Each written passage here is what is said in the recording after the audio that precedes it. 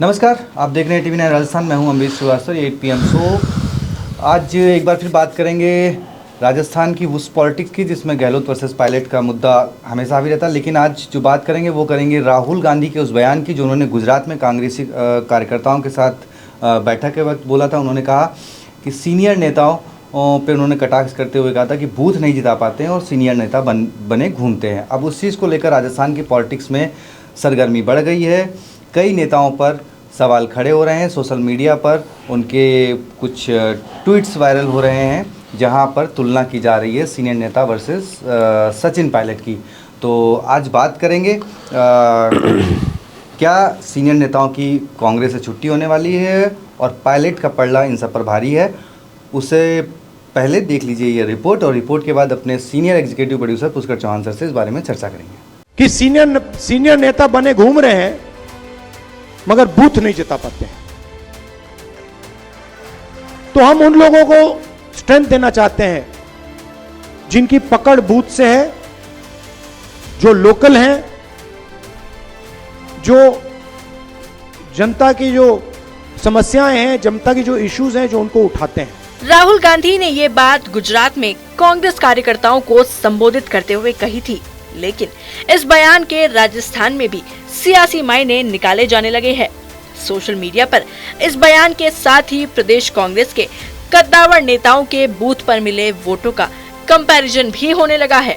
लोकसभा चुनाव 2025 में राजस्थान में कांग्रेस ने बीजेपी के हैट्रिक के सपने को तोड़ते हुए 25 में से 8 सीटें खुद के खाते में तो वहीं 3 सीटें गठबंधन के खाते में डाली थी। कुछ सीटों पर कांग्रेस उम्मीदवारों ने बीजेपी को कड़ी टक्कर भी दी थी। ऐसे में अब जब राहुल गांधी ने सीनियर नेताओं के बूथ पर सवाल उठाए तो एक बार फिर राजस्थान में सीनियर नेताओं के बूथ पर कांग्रेस उम्मीदवारों के मिले वोटों की चर्चा होने लगी है। सोशल मीडिया पर राहुल गांधी के बयान के साथ ही लोग अब बूथ के नतीजे भी शेयर कर रहे हैं। एक सोशल मीडिया यूजर ने सचिन पायलट के बूथ का परिणाम शेयर करते हुए लिखा, कांग्रेस महासचिव सचिन पायलट के बूथ का परिणाम, प्रताप सिंह खाचरियावास कांग्रेस 664, मंजू शर्मा बीजेपी 63। तो चलिए आपको राजस्थान लोकसभा चुनाव में सीनियर नेताओं के लोकसभा चुनाव में हुए मतदान का बूथ परिणाम दिखा देते हैं। शुरुआत करते हैं कांग्रेस के सीनियर नेता और 3 बार प्रदेश के मुख्यमंत्री रह चुके अशोक गहलोत के शहर जोधपुर से। जोधपुर में 2024 में बीजेपी ने केंद्रीय मंत्री गजेंद्र सिंह शेखावत पर तीसरी बार भरोसा जताते हुए उन्हें टिकट दिया, तो वहीं कांग्रेस ने करण सिंह उचियारडा को मौका दिया। करण सिंह शेखावत से करीब 1.5 लाख वोटों से चुनाव हार गए, लेकिन चर्चा का विषय बनी सरदारपुरा विधानसभा की बूथ संख्या 111, जहां पूर्व सीएम अशोक गहलोत सहित पूरा परिवार वोटिंग करता है। इस बूथ पर इस बार भी कांग्रेस की हार हुई। यहाँ कांग्रेस को 219 वोट मिले, जबकि भाजपा के शेखावत को 658 मत प्राप्त हुए। अशोक गहलोत के बाद अब बात करते हैं दूसरे मोस्ट सीनियर नेता और गहलोत सरकार में मंत्री के साथ ही साथ 2022 में कांग्रेस आलाकमान को चुनौती देने वाले नेता शांति धारीवाल की। शांति धारीवाल ने 2023 के विधानसभा चुनाव में बीजेपी के उम्मीदवार प्रहलाद गुंजल को मात देकर जीत दर्ज की थी। लोकसभा चुनाव से पहले गुंजल ने कांग्रेस का दामन थाम लिया और कांग्रेस ने उन्हें कोटा लोकसभा सीट से अपना उम्मीदवार घोषित किया। गुंजल के सामने थे लोकसभा स्पीकर ओम बिरला और गुंजल अपने बूथ पर आगे रहे। लेकिन शांति धारीवाल के बूथ नंबर 115 की बात की जाए तो यहाँ भाजपा को बढ़त मिली। धारीवाल के बूथ पर बिरला को 301 और गुंजल को 171 वोट मिले। बूथ के अलावा चर्चा इस बात की भी रही कि किन बड़े नेताओं के शहरों में कांग्रेस नहीं जीत पाई। इनमें पहला नाम आता है केंद्रीय मंत्री रह चुके कांग्रेस के कद्दावर नेता भंवर जितेंद्र सिंह का। बता दें, भंवर जितेंद्र सिंह अलवर सीट से 2009 में चुनाव जीते थे, लेकिन 2014 में उन्हें महंत चांदनाथ से हार का सामना करना पड़ा। 2018 में जब उपचुनाव की बारी आई तो इस बार कांग्रेस ने भंवर जितेंद्र सिंह की जगह पूर्व सांसद करण सिंह यादव को मौका दिया और करण सिंह ने ये उपचुनाव जीता भी। लेकिन 2019 के लोकसभा चुनाव में कांग्रेस ने करण सिंह को मौका नहीं दिया। ऐसे में 2024 के चुनाव में फिर जब करण सिंह को टिकट नहीं मिला तो उन्होंने भंवर जितेंद्र सिंह पर टिकट कटवाने का आरोप लगाते हुए बीजेपी का दामन थाम लिया। 2024 में कांग्रेस ने यहां से विधायक ललित यादव को मैदान में उतारा, लेकिन वो बीजेपी के उम्मीदवार भूपेंद्र सिंह यादव से चुनाव हार गए। सीट और शहर में हार के साथ ही साथ सवाल टिकट को लेकर भी उठे। दरअसल सीकर, जहां से कांग्रेस के प्रदेश अध्यक्ष गोविंद सिंह डोटासरा आते हैं, कांग्रेस ने 2024 में वहां अपना प्रत्याशी ही नहीं उतारा, बल्कि सीपीआईएम के साथ गठबंधन करते हुए उनके प्रत्याशी अमराराम का समर्थन किया। अमराराम ने इससे पहले लोकसभा में 4 बार दावेदारी पेश कर चुके थे, लेकिन कभी भी 1 लाख वोट भी हासिल नहीं कर पाए थे। लिहाजा जब कांग्रेस ने सीपीआईएम को समर्थन दिया तो लोग सवाल उठाने लगे। अब भले ही लोकसभा चुनाव में प्रदेश कांग्रेस की नेतृत्व गोविंद सिंह डोटासरा कर रहे थे और जीत का क्रेडिट उन्हें दिया जा रहा हो, लेकिन राहुल गांधी के सीनियर नेताओं वाले बयान के बाद चर्चा ये भी हो रही है कि सचिन पायलट ने लोकसभा चुनाव में 7 उम्मीदवारों के नाम सुझाए थे, जिनमें से 4 को जीत मिली, वहीं 3 ने अपने प्रतिद्वंदियों को कड़ी टक्कर दी। कहा जाता है कि जयपुर ग्रामीण से उम्मीदवार अनिल चोपड़ा के लिए तो पायलट और डोटासरा में ठन भी गई थी। तब प्रियंका गांधी के वीटो के बाद अनिल चोपड़ा को टिकट मिला और अनिल चोपड़ा ये सीट 2000 से भी कम वोटों से हार गए। सवाई माधोपुर में सफारी के दौरान राहुल गांधी का संगठन को कौन मजबूत करने वाली चर्चा, जिसमें कहा जाता है कि उन्होंने गहलोत, पायलट या फिर अन्य का ऑप्शन रखा था। ऐसे में अब सीनियर नेताओं पर कटाक्ष राजस्थान में किसी बड़े बदलाव का संकेत माना जा रहा है। आपको बता दें, 2028 में राजस्थान में विधानसभा के चुनाव होने हैं और उससे पहले राहुल गांधी राजस्थान में एक मजबूत नेतृत्व तैयार करना चाहते हैं। तो ये देखिए आपने रिपोर्ट। अब चर्चा करते हैं अपने senior executive producer Pushkar Chauhan sir के पास चलते हैं। सर, आपने रिपोर्ट देखी और राजस्थान में कई सीनियर नेता हैं जिन पर अब ये बड़ा आँख खोलने वाली ये रिपोर्ट है कि आपने तो बता दिया कि किस नेता के वो बूथ पर कितने वोट मिले। जो देश में कांग्रेस को खड़ा करने घूम रहे हैं, जो बड़ी बड़ी बातें कर रहे हैं, वो ये राहुल गांधी का जो स्टेटमेंट भी आपने सुना है, ये वाकई में ये चर्निंग का समय है और कांग्रेस अपने सबसे निचले दौर के आसपास ही है। 3 बार से वो तीन नंबर्स में नहीं पहुंच पा रही है। कई राज्यों में 2012 के बाद से कभी ऐसा नहीं हुआ है किसी भी राज्य में कांग्रेस राज्य सरकार में थी और वहां वापस आई हो। ये वो आई ओपनर्स हैं और शायद अब राहुल गांधी को ये समझ में आ रहा है अम्बेश कि वाकई में एक बड़ी सर्जरी की तैयारी करनी पड़ेगी।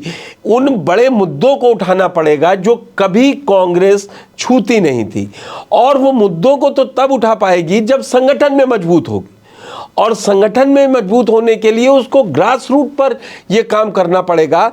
मैं ये नहीं कहता ये रातों रात कुछ बदल जाएगा या रातों रात कुछ बदल जाएगा, लेकिन अगर ये धीरे धीरे प्रयोग चला और ये काम इसी बेस पे हुआ तो कई नेता जो कहते हैं मुझको यहाँ से नहीं मिल रहा है, कहीं से भेजिए, आप राज्यसभा भेजिए, उन नेताओं की कलई खुल जाएगी। अब देखिए ना सर, अशोक गहलोत जो कि 3 बार के मुख्यमंत्री, केंद्रीय मंत्री रहे, 5 बार सांसद रहे, 5वीं 6ठी बार विधायक हैं, उनके यहाँ देखा आपने कि गजेंद्र सिंह शेखावत वो ले जाते हैं उनकी बूथ से बाजी मार ले जाते हैं, और उचियारा जो है वो 215 पे अटक जाते हैं, 600 प्लस सीट वोट वो ले जाते हैं। शांति धारीवाल जो कि आपने देखा 2022 में किस तरीके से उन्होंने बगावत करी, कांग्रेस आला कमान नहीं, बिल्कुल आप सही कह रहे हैं। अब एसेट लायबिलिटीज बन रहे हैं क्या कि जो मतलब जो एसेट हुआ करते थे अब वो लायबिलिटी हो गए हैं, तो उनको उतारने का समय आ गया है। जैसा कि अम्बेश ने बोला पहले कि क्या अब वो समय है कि जो नहीं परफॉर्म कर पा रहे हैं उनको बाहर कीजिए। नॉन परफॉर्मिंग एसेट्स, एनपीए अब कांग्रेस से बाहर होंगे। सर एक चीज़ मतलब राहुल गांधी क्या अब उस लाइन पर आ गए हैं जो इंदिरा गांधी ने किया कि एक टाइम पे नेहरू वाली जो टॉप लीडर थे? नहीं, तब ओल्ड एज प्रॉब्लम नहीं है। ओल्ड एज है, आप कर रहे हैं तो सर्वाइव आप करिए, लेकिन अब ओल्ड एज आप क्या जिता के दे रहे हैं? मैं बहुत राजस्थान तक आके इस बात को कहता हूं, अगर 2-2 बार आपका बेटा नहीं जीत पा रहा है और आपके बूथ से दूसरी पार्टी जीत के जा रही है, तो फिर आपको क्या चाहिए? आपको क्यों सम्मान चाहिए? अब जो डिलीवरी देगा वो राज करेगा। और चर्चा जो सचिन पायलट की इसलिए है कि भले ही देखिए वो भले ही वो टोंक से विधायक हैं, जयपुर में उनका घर है, जयपुर में उनका मतदान करते हैं वो, और उनके मतदान बूथ से प्रताप सिंह कचरियावास जो कि 2-3 लाख वोट से हारे, लेकिन सचिन पायलट के बूथ से उनको 664 वोट, और वहीं मंजू शर्मा जो बीजेपी की हैं जो 3 लाख वोटों से जीती हैं, लेकिन सचिन पायलट के बूथ पर उनको 64 वोट मिले। मगर मैं आपको अब बता दूं, इस पूरी सियासत को जो ये नंबर है, और राजस्थान में सबसे ज़्यादा ये सोशल मीडिया पे वायरल हो रहे हैं, जिसको हमारे सहयोगी अम्बेश ने पूरी जांच परख कर ये रिपोर्ट बनाई थी। दरअसल जल्दी ही मल्लिकार्जुन खड़गे राजस्थान के दौरे पे आ रहे हैं, और वहाँ वो 2200 मंडल अध्यक्षों के मन की बात सुनने वाले हैं। और राहुल गांधी ये लगातार कह रहे हैं कि सबसे मजबूत बूथ मजबूत कीजिए। तो जब बूथ मजबूत पे बात आएगी तो बड़े नेताओं का चहेता बूथ अध्यक्ष नहीं बन पाएगा। पूछा जाएगा कि मिला क्या था जब आपके बूथ पे।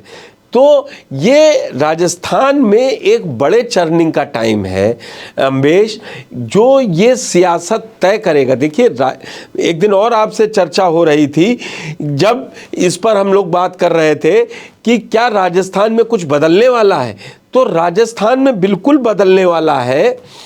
अब कांग्रेस ये वो प्रदेश है जिससे चाह रही है कि हिंदी हार्टलैंड में हम अपना वजूद मजबूत कर सकें जी। और अब क्योंकि आपने खड़गे जी की बात करी, खड़गे जी राजस्थान आ रहे हैं, तो खड़गे जी सर 2022 में भी राजस्थान आए थे। देखिए, हर समय मैं वही कह रहा हूँ, कुछ लोग ये भी मजाक उड़ा सकते हैं कि अभी तक क्यों नहीं कर पाए, जब राहुल गांधी के बूथ पे क्या है। अब कह दिया जाए 24 में तो जिस बूथ से राहुल गांधी वोट डालते थे वहाँ पर तो अरविंद केजरीवाल को वो मिला हुआ था। तो अब इन सब धारणाओं से टूटना है कांग्रेस को, और वो सही में उस तरफ बढ़ रहे हैं कि जहाँ से वो कांग्रेस को आगे बढ़ा कर ले जाए। वो देखिए, ये एक बड़ी बात है कि जब राहुल गांधी ने अध्यक्षी छोड़ी, भले कितने दिन बाद भी कोई बन पाया, मैं उस पंचायत में नहीं जाऊंगा अभी, न दर्शकों को उसमें सिर्फ ये याद दिलाऊंगा, ये करेज केवल हम कहते हैं 50 बार बीजेपी की भाषा में बोले या 100 चुनाव हार गए, लेकिन ये करेज कि आज भी वो 50 पीके कहते तो हैं प्रशांत किशोर कि राहुल गांधी में ज़्यादा जज्बा है कि वो 50 चुनाव हारने के बाद भी आते हो, डंके की चोट पे लड़ते हैं। कोई भाजपा का नेता बता दीजिए जो 3 चुनाव के बाद हारने के बाद वो सस्टेन कर पाया हो राजनीति में। मैं ये नहीं कहता हूँ कि हार के वो दिखाएं, उनमें काम करने की ललक है, वो चाह रहे हैं कि वो काम करें, तो वो अब बदलना चाह रहे हैं। उन्होंने ये करेज है कि आप अपने कार्यकर्ता सम्मेलन में गुजरात में ये कह सके कि गुजरात में कांग्रेस के अंदर कुछ भाजपा के लिए काम करने वाले लोग। तो ये जो वो ये कहते थे कि राहुल गांधी को ये नहीं मालूम है कि यहाँ पर कौन किसके लिए काम कर रहा है, तो रिपोर्ट पूरी है। अधिवेशन में उत्तर प्रदेश के कई नेताओं ने मंच से खड़े होके कहा कि आप इनको जिलाध्यक्ष बना रहे हैं, इनके भाई तो यहाँ काम कर रहे हैं, यहाँ काम सपा के लिए कर रहे हैं तो भाजपा के लिए कर रहे हैं। मतलब अब खुल रहा है। ये कहते नहीं है कि अब खोने को कुछ है नहीं कांग्रेस के पास, जब बचाने को था तो वो बच नहीं पाया, अब खोने को क्या है। अब 44 और 52 से नीचे 99 से नीचे क्या आएंगे दूसरों के सहारे।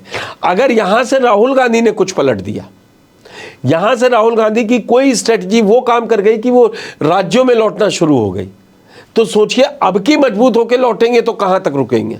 लेकिन सर वही है कि राहुल गांधी की टीम अगर देखी जाए तो राजस्थान में सचिन पायलट के अलावा बाबर जितेंद्र सिंह, उनकी वो कोर टीम कनिष्क सिंह जो कभी सामने नहीं आए, कनिष्क उनका बहुत अच्छा मित्र, मैं नाम लेके कह रहा हूँ, लेकिन अब वही बात है, दांव आपने, कभी कभी होता है ना, आप भी कई गेम खेले होंगे, कभी कभी आपका दिन नहीं होता है, तो इनके कई सालों से टाइम नहीं चल रहा है, कई सालों से टाइम नहीं चल रहा है। ये डिपेंड सर थे अपने सीनियर नेताओं पे डिपेंड रह गया, और उसका नतीजा कि आपको 2018 में देखिए ना किस तरीके से 3 राज्यों में आपको बड़ी जीत मिली, वो भी तब जब एक मोदी लहर थी। बिल्कुल, उसके बाद आप 3 राज्यों में चुनाव जीते 18 में। मैंने इसीलिए भी आपको एक आंकड़ा बताया कि 2012 से कांग्रेस कभी किसी राज्य में दोबारा वापस नहीं आई, सत्ता में है और दोबारा सत्ता में आ गई जी।